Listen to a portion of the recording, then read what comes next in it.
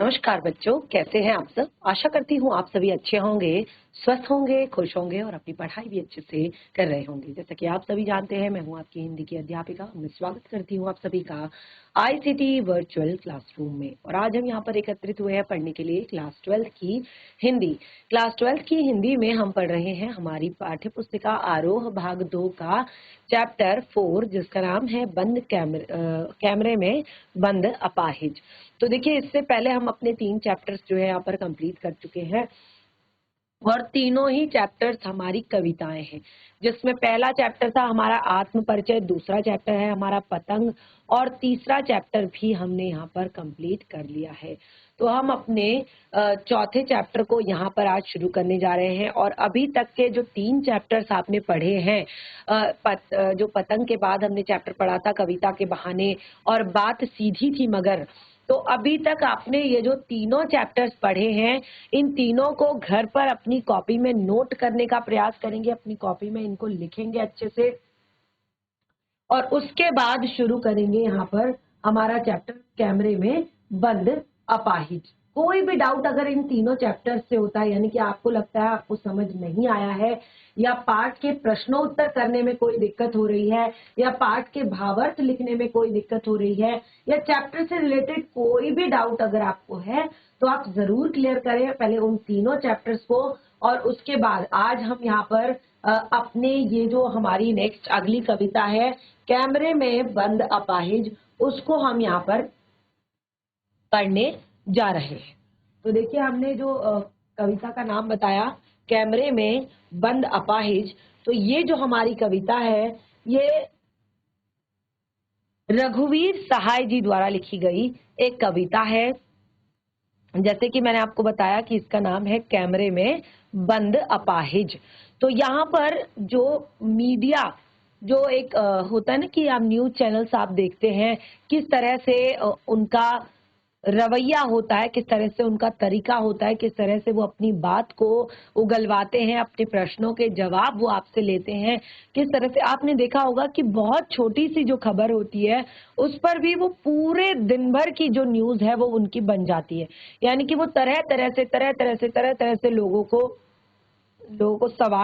पर सवाल करते हैं, उनका जवाब मांगते हैं और तरह तरह से अलग अलग तरह से उनको उनका विश्लेषण करते हैं और उस पर एक खबर बनाने की कोशिश करते हैं। तो ये चीज तो काफी हद तक ठीक है कि आप किसी भी चीज की तह तक जा रहे हैं, लेकिन आपने देखा होगा कि कई बार इनमें बहुत ज्यादा कंपटीशन होता है कि अपने न्यूज चैनल को किस तरह से उन्होंने सर्वश्रेष्ठ दिखाना है, अपने न्यूज चैनल को किस तरह से उन्होंने सबसे आगे लेकर जाना है। तो यहाँ पर सबसे ज्यादा होड़ हो जाती है कि किस तरह से आप लोगों के साथ कनेक्ट होएं, किस तरह से आप लोगों का मन जीते, किस तरह से आप लोगों के साथ दिल से जुड़े।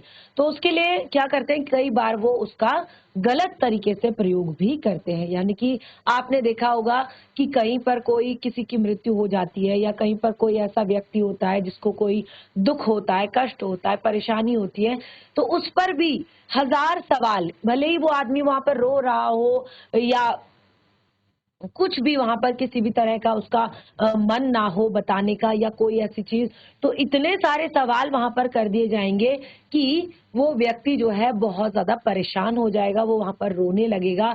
और यही वो अपनी जीत इसी बात पर समझते हैं, क्योंकि उनको लगता है कि अगर ये चीज जो है जनता देखेगी, ये चीज अगर आम व्यक्ति देखेगा तो वो भी यहाँ पर उनके उसके साथ रोने लग जाएगा और यही उनकी सबसे बड़ी जीत होगी। तो यहाँ पर हम अपने जो कविवर हैं रघुवीर सहाय जी, उनके बारे में थोड़ा सा जान लेते हैं और बाकी का जो उनके बारे में चीजें हैं वो आप अपनी पाठ्य पुस्तिका से पढ़ें। तो यहाँ पर इनका छोटा सा परिचय दिया है। जन्म 1929 1929 लखनऊ उत्तर प्रदेश में इनका जन्म हुआ था और निधन 1990 में हुआ था। शिक्षा अंग्रेजी साहित्य में एमए इन्होंने किया था। और इनके कार्य क्षेत्र कहाँ पर इन्होंने काम किया, तो इन्होंने दैनिक जनजीवन में उप संपादक और कल्पना जो का काम यहाँ पर किया। नव भारत टाइम्स तथा दिनमान से ये संबंधित रहे। ठीक है। प्रकाशित रचनाएं, जो इनकी रचनाएं प्रकाशित हुई यानी कि कविता संग्रह जो इनका प्रकाशित हुआ, सीढ़ियों पर धूप में, आत्महत्या के विरुद्ध, हंसो हंसो जल्दी हंसो। कुछ पुरस्कारों से भी इन्हें सम्मानित किया गया, जिसमें साहित्य अकादमी पुरस्कार जो है वो सबसे प्रथम है। तो यहाँ पर काफी छोटा सा जीवन परिचय मैंने रघुवीर सहाय जी का आपके लिए पढ़ा, और मैं आशा करती हूँ कि आप सभी इसको अपनी पाठ्य पुस्तिका से अच्छे से पढ़ेंगे, बाकी के जीवन परिचय को, जिसमें उनकी बाकी रचनाएं जो है अच्छे से दी गई हैं, उनके भाषा शैली के बारे में दिया गया है, तो उसको आप यहाँ पर अच्छे से पढ़ेंगे। तो अब हम आते हैं अपनी कविता पर।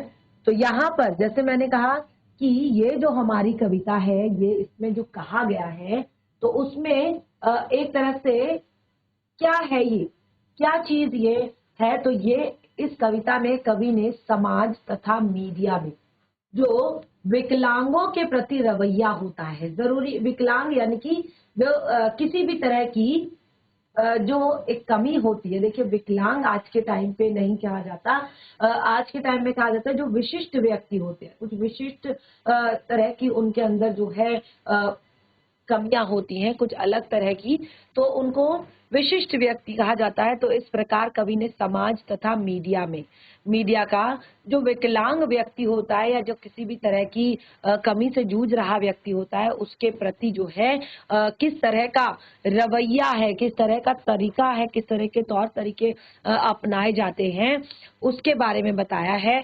और मीडिया, किस तरह से मीडिया जो है, खास तौर पर जो व्यक्ति जो है पहले ठीक हो और किसी कारणवश उसको ये परेशानी आ गई हो, किसी कारणवश वो इस परेशानी में फंस गया हो, तो उसे तरह तरह के सवाल पूछकर उसकी पीड़ा को एक तरह से भुनाना चाहता है, यानी कि उसके कष्ट को, उसके दुख को जो है अपने चैनल की प्रसिद्धि का माध्यम बनाना चाहती है। वे उसके कष्टों को दूर करने के बजाय, आज के टाइम में आपने देखा होगा ये सारी चीजें हमें टीवी में देखने की जरूरत नहीं है, ये सारी चीजें हमें हमारे आम जीवन में दिख जाती है कि अगर कहीं पर किसी व्यक्ति का एक्सीडेंट हुआ है या कहीं पर किसी व्यक्ति को कोई व्यक्ति किसी परेशानी में फंस गया है, किसी का बच्चा जो है गुम हो गया है, या कोई भी दिक्कत आ गई है, किसी भी तरह की परेशानी अगर हो गई है, तो क्या करते हैं दुनिया में आजकल सब लोग, क्योंकि इंटरनेट का जमाना है, सोशल मीडिया का जमाना है, और इंसान क्या करता है, तुरंत उसकी वीडियो बनाकर, उसके बारे में बताकर, उससे तरह तरह के सवाल पूछकर उसको इंटरनेट पर पोस्ट कर देता है, उसको इंटरनेट पर एक तरह से डाल देता है, ताकि जो है सब लोग देखें, ठीक है ना, कि उसकी प्रसिद्धि हो कि अरे वाह, ये इसने नया कंटेंट डाला, इसको एक नया कंटेंट मिल गया, एक नई चीज मिल गई जो लोगों को ये शो कर रहा है, दिखा रहा है, ठीक है ना। ना तो अगर आपने देखा होगा कहीं पर एक्सीडेंट हो जाता है, कोई भी उसकी हेल्प करने के लिए नहीं आता, लोग दूर दूर खड़े होकर वीडियो बनाते हैं और जो है एम्बुलेंस का इंतजार करते हैं, या फिर एक तरह से छोटी मोटी हेल्प करते हैं, यानी कि कोई भी अपनी तरफ से कोई रिस्क लेने की कोशिश नहीं करता है, बल्कि उसको तुरंत वीडियो बनाकर पोस्ट करने के लिए वो तैयार रहता है कि एक नया कंटेंट मिल जाएगा सोशल मीडिया में लोगों को देखने के लिए, ठीक है ना। और इससे क्या होगा, उसके चैनल को अच्छा लाभ होगा और उसके चैनल को लोग देखेंगे, एक्साइटेड रहेंगे। तो इस तरह की लोगों की आजकल मानसिकता हो गई है। तो सेम चीजें यहाँ पर भी है कि जो मीडिया होती है, मीडिया कर्मी जो होते हैं, वो किस तरह से एक ऐसे विशिष्ट व्यक्ति से सवाल पूछ पूछ कर उसकी विकलांगता को, उसकी विशिष्टता को भुनाने की कोशिश करते हैं और अपने चैनल की प्रसिद्धि को बढ़ाने की। वे उसको, उसके कष्टों को दूर करने के बजाय, कि अगर आप ऐसे 10 लोगों के कष्टों को दूर कर देते हैं तो आपको उनसे एक सवाल पूछने का हक है, लेकिन यहाँ पर आप उनके कष्टों को दूर करने के बजाय उन्हें लोगों को सुनाकर सहानुभूति अर्जित करना चाहते हैं, लोगों से एक तरह से लोगों का ध्यान आकर्षित करना चाहते हैं, ताकि कार्यक्रम लोकप्रिय हो सके, ताकि जो है आपके कार्यक्रम को लोग देखें, कार्यक्रम और लोकप्रिय हो सके। इस करुणा को जगाने के लिए ये मकसद शुरू हुआ, कार्यक्रम धीरे धीरे क्रूर बन जाता है। यानी कि लोगों में करुणा जगाने के लिए, लोगों में उसके लिए दया जगाने के लिए जो कार्यक्रम शुरू किया था, वो धीरे धीरे वो कार्यक्रम क्रूर बन जाता है। आपने देखा होगा कई बार इस तरह के सवाल भी मीडिया कर्मी कर देते हैं कि जिनको जो है जिनका जवाब जो है व्यक्ति नहीं देना चाहता है। कुछ ऐसे सवाल होते हैं, कुछ ऐसे प्रश्न होते हैं जिनका जवाब व्यक्ति सबके सामने नहीं देना चाहता, तो इस कारण जो है मीडिया कर्मी क्या बन जाते हैं, क्रूर बन जाते हैं, यानी कि वो तरह तरह के सवाल उनसे करने लगते हैं। ये जो चैप्टर है काफी ज्यादा इंटरेस्टिंग है आपका और परीक्षाओं की दृष्टि से भी महत्वपूर्ण है। तो देखिए यहाँ पर हम अपने काव्यांश को पढ़ेंगे। ये हमारा पहला काव्यांश, यह हमारा पहला काव्यांश है अपनी इस पाठ्य जो कविता हमारी है उससे।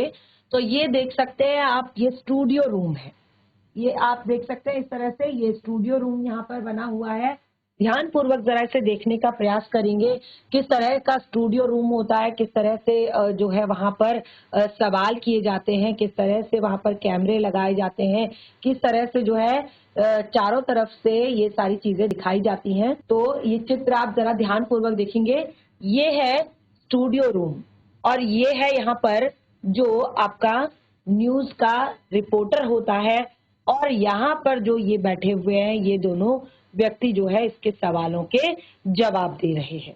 और ये एक कैमरा आप यहाँ पर देख सकते हैं, यहाँ पर कैमरा पर्सन खड़ा है और यहाँ पर आप देख सकते हैं कि अलग अलग तरह से कैमरे यहाँ पर अलग अलग लगे हुए हैं, चारों तरफ कैमरे लगे हुए हैं और हर कोने से हर जगह से जो है एक तरह से शूट किया जा रहा है, हर जगह से जो है तैयार किया जा रहा है। और ये आप देख सकते हैं कुछ इस तरह का भी हो सकता है कई बार जो है स्टूडियो रूम कि जहां पर जो है एक आपका रिपोर्टर होता है, एक आपका व्यक्ति होता है।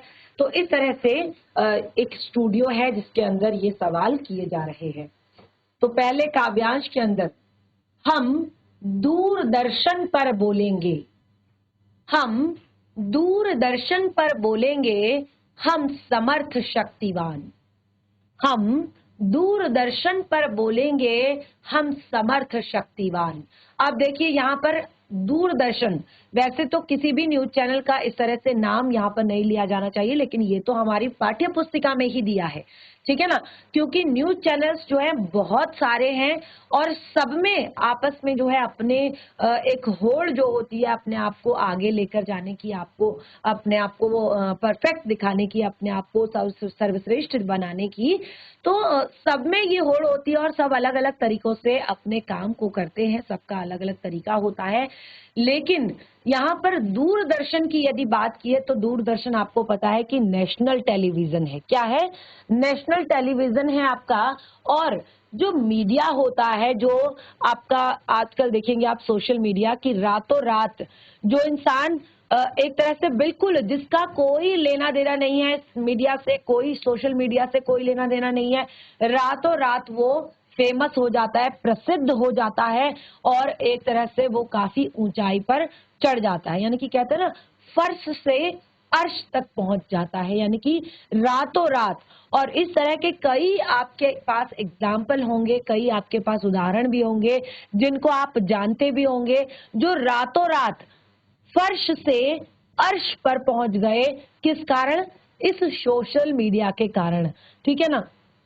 इस न्यूज, कई बार न्यूज चैनल्स में भी इस तरह की चीजें दिखाई जाती हैं और सोशल मीडिया पर तो आए दिन आपको इस तरह की चीजें देखने को मिलती हैं। तो इसीलिए क्या कहा है कि हम समर्थ शक्तिवान, हम किसी को भी अर्श से फर्श पर ला सकते हैं और किसी को भी फर्श से अर्श तक पहुंचा सकते हैं।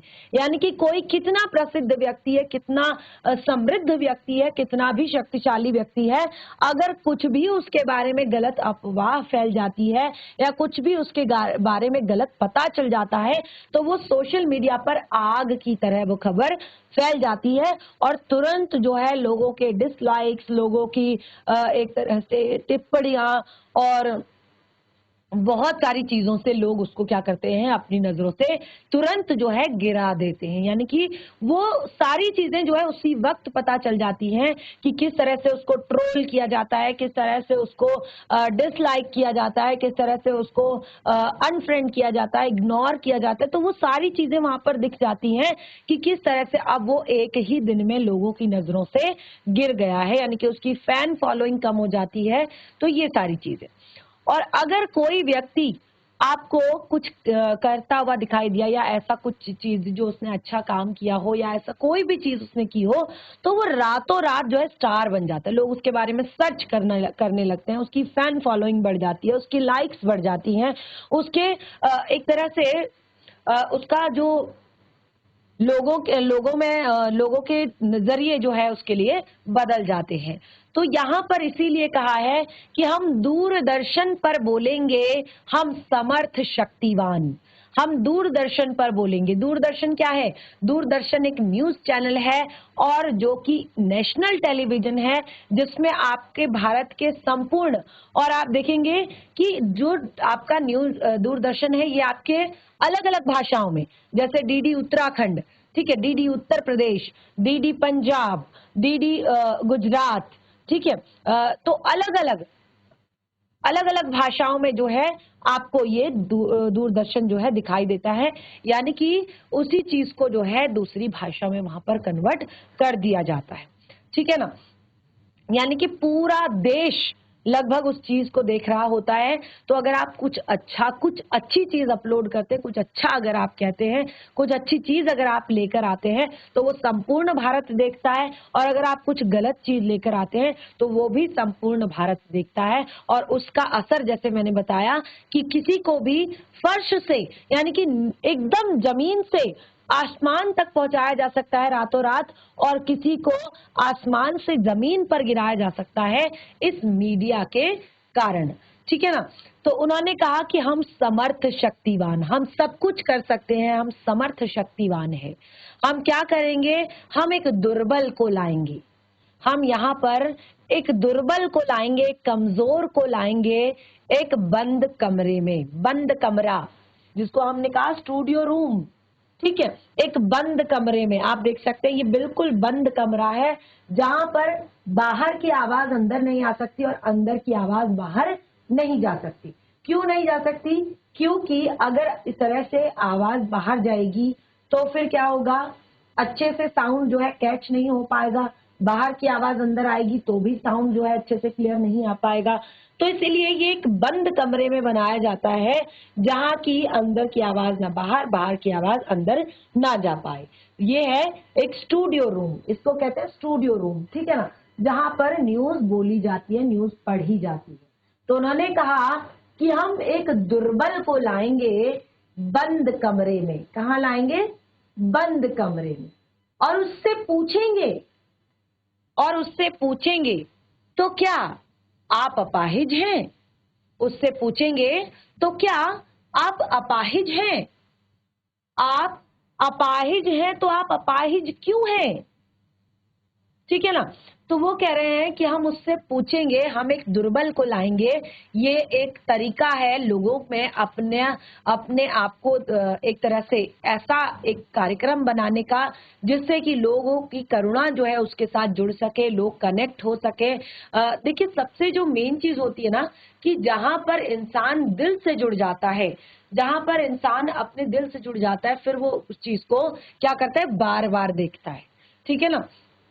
तो अगर वो चाहते हैं कि लोग इससे कनेक्ट हों, अगर न्यूज सुनते हैं, न्यूज अगर हमारे काम की है तो हम उसको देखते हैं, सुनते हैं, अगर हमारे काम की नहीं है तो हम उसको इग्नोर कर देते हैं, यानी कि हम भूल जाते हैं। और लेकिन अगर इस तरह का कोई कार्यक्रम हम देखते हैं तो फिर वो हमारे मन मस्तिष्क में बैठ जाता है, और हमें लगता है कि हाँ, यहाँ पे इस तरह के कार्यक्रम होते हैं, और फिर नेक्स्ट डे का हम वेट करते हैं, ठीक है ना। तो अपने चैनल को पॉपुलर बनाने के लिए, अपने न्यूज चैनल को सर्वश्रेष्ठ बनाने के लिए ये जो तरीके अपनाए जाते हैं, तो उसमें वो खुद कह रहे हैं कि हम एक अपाहिज दुर्बल को लाएंगे एक बंद कमरे में। दुर्बल यानी कि ऐसे कमजोर व्यक्ति को कि जिसको इन सब चीजों के बारे में कुछ पता ना हो, और उससे पूछेंगे, तो क्या आप अपाहिज हैं? तो जैसे मैंने आप लोग को बताया कि अगर आप देखेंगे कि कहीं पर एक्सीडेंट हुआ है, कहीं पर कुछ हुआ है, किसी के साथ कुछ गलत हुआ है, किसी के साथ कोई धोखाधड़ी हुई है, कोई बाकी चीजें कुछ हुई है, आजकल रोज आपको नई नई चीजें, अलग अलग तरह की चीजें जो है दिखाई देती हैं, सुनाई देती हैं। लोग क्या करते हैं, उनकी परेशानियों को कम करने के बजाय, उनकी परेशानियों में उनकी हेल्प करने के बजाय क्या करते हैं, उनका वीडियो बनाकर सोशल मीडिया पर डाल देते हैं। तो सेम चीजें हो रही हैं कि यहाँ पर उसकी मदद करने के बजाय, उसको उसके लिए कुछ उसकी हेल्प करने के बजाय उससे सवाल पूछे जा रहे हैं। तो क्या आप अपाहिज हैं? आप अपाहिज क्यों हैं? तो आप अपाहिज क्यों हैं? यानी कि क्या रीजन है कि आप अपाहिज हो गए? कैसे आप अपाहिज हो गए? क्या आप अपाहिज हैं? क्या आपका ये अपाहिजपन आपको दुख देता होगा? आपका ये अपाहिजपन आपको दुख देता होगा। यहाँ पर उससे पूछा जा रहा है कि जो ये आपका अपाहिजपन है, ये आपको दुख देता होगा, यानी कि अगर आप चल नहीं पाते होंगे, आपको परेशानी होती होगी, आपको दिक्कत होती होगी, आपको घर में दिक्कत होती होगी, आप घर से बाहर नहीं जा पाते होंगे, अपने पसंद की जगह नहीं जा पाते होंगे, आपको अपने घर के एक तरह से आपने अपने खुद के जो जरूरी काम है उनको आप अच्छे से नहीं कर पाते होंगे, तो ये आपका अपाहिजपन आपको दुख देता होगा। फिर कहा जाता है कि चलिए हमारे कैमरामैन से हम जरा कहेंगे कि इनके अपाहिजपन पर थोड़ा सा फोकस कीजिए, यानी कि कैमरा दिखाओ जरा इन्हें बड़ा बड़ा, ठीक है ना। क्या कहा जाता है कि जरा फोकस कीजिए इनके अपाहिजपन पर कि ये किस तरह के अपाहिज हैं। क्या इनका एक हाथ नहीं है? क्या इनका एक पैर नहीं है? क्या ये दोनों आंखों से अंधे हैं? क्या ये एक तरह से ढंग से चल नहीं पाते हैं? क्या है, किस तरह का अपाहिजपन है? तो कहा जाता है कि हम कहेंगे अपने कैमरामैन से कि जरा इन्हें जूम करके दिखाइए और जनता को दिखाइए इनकी इनकी स्थिति को, इनकी कंडीशन को, इनके हालात को, ठीक है। हाँ, तो बताइए आपका दुख क्या है? फिर से प्रश्न किया जाता है। देखिए, एक इंसान जो पहले से दुखी है, पहले से जिसको इतनी सारी परेशानियां हैं, पहले से जो कष्ट झेल रहा है, आज उससे उसी तरह के सवाल पूछकर उसको और दुखी किया जा रहा है। तो कहा कि हाँ, तो बताइए आपका दुख क्या है, यानी कि आपका दुख क्या है, आपकी परेशानी क्या है, आप जरा हमें बताइए, जल्दी बताइए, वह दुख तो बताइए, जल्दी बताइए, वह दुख तो बताइए। यानी कि आप अपाहिज हैं, आप अपाहिज क्यों हैं, आप अपाहिज कैसे हुए, आपका ये अपाहिजपन आपको दुख देता होगा, आपका दुख क्या है, आप अपना वह दुख बताइए। और वह नहीं बता पाएगा। क्यों नहीं बता पाएगा? क्योंकि देखिए, ये चीजें जो है इतनी ज्यादा, एक इंसान जो है पहले से बहुत ज्यादा परेशान है, पहले से बहुत ज्यादा दुखी है, और उसको और ज्यादा इस तरह से दुखी करके जो है यहाँ पर उसको प्रश्न उससे किए जा रहे हैं तरह तरह के, लेकिन वो ये सब चीजें बता नहीं पाएगा क्योंकि वो कैमरे के सामने है। और थोड़ा बहुत देखिए, जब इस तरह की चीजें इंसान में होती है तो उसका आत्मविश्वास थोड़ा सा कम हो जाता है, और उसको जो है कई बार जो है आंसू आ जाते हैं, कई बार वो रोने लगता है। और इस तरह से जब सभी के सामने उनके इन परेशानियों का, उनके इन दुखों का, इन कष्टों का जब एक तरह से सबके सामने बतंगड़ बनाया जाता है, तो फिर उसको और दुख होता है, तो वो बता नहीं पाता है, वो उस चीज को एक्सप्लेन नहीं कर पाता है। तो यहाँ पर देखिए क्या बताया गया है पहले काव्यांश में कि मीडिया के लोग स्वयं को शक्तिशाली और समर्थ समझते हैं। मीडिया के लोग स्वयं को शक्तिशाली और समर्थ समझते हैं।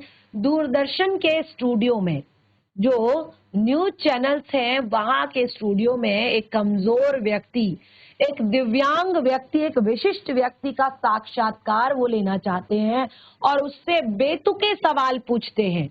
क्योंकि अब देखिए, पता है जिस व्यक्ति की दोनों पैर नहीं है उसको कितना दुख होता होगा। हमारे हाथ पैर में जरा सा चोट लग जाती है और हम उस हाथ से काम नहीं कर पा रहे होते तो हमें बहुत ज्यादा अटपटा लगता है। जिसके दोनों पैर चले गए हैं, जिसका एक हाथ चला गया है, या जिसके दोनों हाथ चले गए हैं, या जिसकी दोनों आंखें चली गई हैं, या एक तरह से जो खड़ा नहीं हो पाता है, तो अगर आप ऐसे व्यक्ति से उसी के बारे में अगर इस तरह के सवाल पूछेंगे तो क्या होगा? तो दूरदर्शन के स्टूडियो में एक कमजोर दिव्यांग एक विशिष्ट व्यक्ति का साक्षात्कार लिया जाता है और उससे बहुत सारे बेतुके प्रश्न किए जाते हैं। और प्रश्न क्या है कि पहला, क्या आप अपाहिज हैं? क्या आपको आपका अपाहिजपन जो है क्यों आया? आपका अपाहिजपन आपको कैसे आया? यह अपाहिजपन आपको दुख देता होगा। अब वो अपाहिज जो है, जो दिव्यांग व्यक्ति है, जो विशिष्ट व्यक्ति है, वो इन प्रश्नों का उत्तर नहीं दे पा रहा है। पहले से ही उसका आत्मविश्वास कम है, लेकिन थोड़ा बहुत जो उसके अंदर स्वाभिमान है, थोड़ा बहुत जो उसके अंदर एक तरह से अपने लिए जो सम्मान है, स्वाभिमान है, वो उस पर थोड़ा सा ठेस वो पहुंचाते हैं, उसको वो ठेस पहुंचाते हैं। और प्रश्नकर्ता कैमरे वाले से कहता है कि इस दृश्य को पर्दे पर जरा बड़ा बड़ा दिखाओ, यानी कि जूम करके दिखाओ। आपने देखा होगा कि कई बार जब कोई अंधा होता है तो उसकी आंखों को जूम करके दिखाया जाता है कि वो किस तरह से जो है बातें कर रहा है। कोई चल नहीं पाता है तो उसके उस वीडियो को, उसकी चीज, उसके उस तरीके को जूम करके दिखाया जाता है। ठीक है, तो यहाँ पर दृश्य पर जो है कैमरे वाले को निर्देश दिया जाता है कि इस दृश्य को जरा बड़ा बड़ा करके दिखाओ, इसको जूम करके दिखाओ। और दिव्यांग से, उस विशिष्ट व्यक्ति से अपेक्षा की जाती है कि वह इन बेतुके प्रश्नों का शीघ्र ही उत्तर देने का प्रयास करे। कहा जाता है कि बताइए आपका दुख क्या है? अरे जल्दी बताइए कि आपका दुख क्या है। तो उससे इस बेतुके प्रश्नों का उत्तर शीघ्र जानने का एक तरह से वो क्या करते हैं, प्रयास करते हैं। तो इस तरह से यहाँ पर हमने आज के सेशन में अपने चौथे पाठ का पहला काव्यांश कंप्लीट हो चुके हैं। और पहले भी कह चुकी हूँ कि तीनों चैप्टर्स को अपनी नोटबुक में अच्छे से करें। क्लास 12th के आप बच्चे हैं, चीजों को हाथ के हाथ याद करते जाएं, समझते जाएं। कहीं पर कोई डाउट होता है तो वो पूछें। और आज जो 4th चैप्टर पढ़ा है, इसको जरा सा एक बार घर से कविता को पढ़कर आएं और जितना मैंने यहाँ पर एक्सप्लेन किया है उसको लिखने का प्रयास करें। बाकी के टॉपिक को कंटिन्यू करेंगे अपने नेक्स्ट सेशन में। तब तक के लिए धन्यवाद। आपका दिन